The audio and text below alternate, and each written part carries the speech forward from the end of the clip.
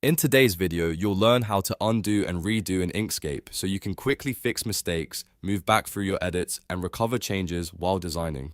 Whether you're creating logos, illustrations, or vector graphics, knowing how to undo and redo actions can save you a lot of time and frustration. I'll show you the fastest keyboard shortcuts, where to find the undo and redo buttons in the interface, and how to use the full undo history panel to jump back to any step in your project.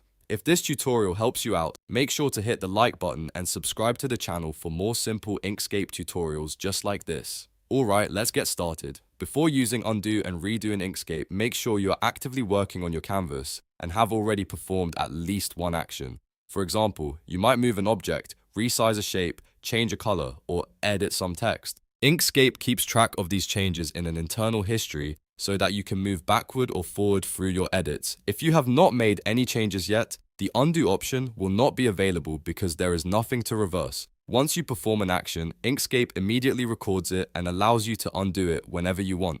The fastest way to undo and redo actions in Inkscape is by using keyboard shortcuts.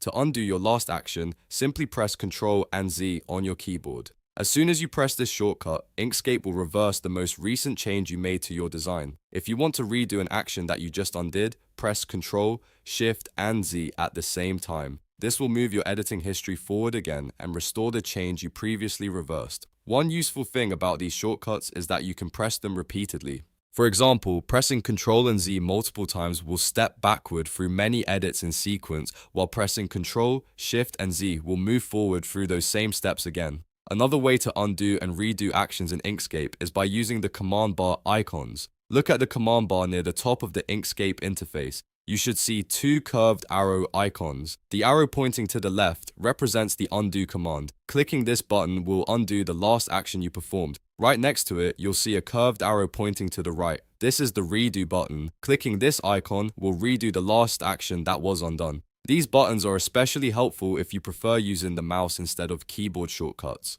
For more advanced control, you can use the undo history panel. Go to the top menu and click Edit, then select Undo History. You can also open it quickly using the shortcut Shift, Ctrl, and AH. When this panel appears, it will usually show on the right side of your screen.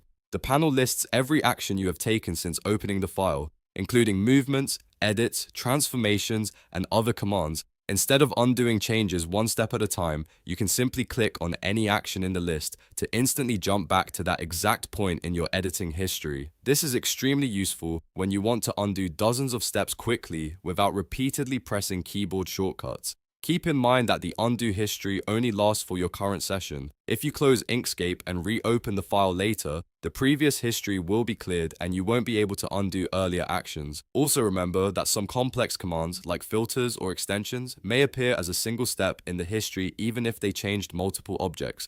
And if you enjoy using Inkscape, consider supporting the project by contributing when you see download or help links inside the software. And that's how to undo and redo in Inkscape using shortcuts, command bar icons, and the undo history panel. If this video helped you, make sure to hit the like button and subscribe for more quick and easy Inkscape tutorials. Thanks for watching, and I'll see you in the next video.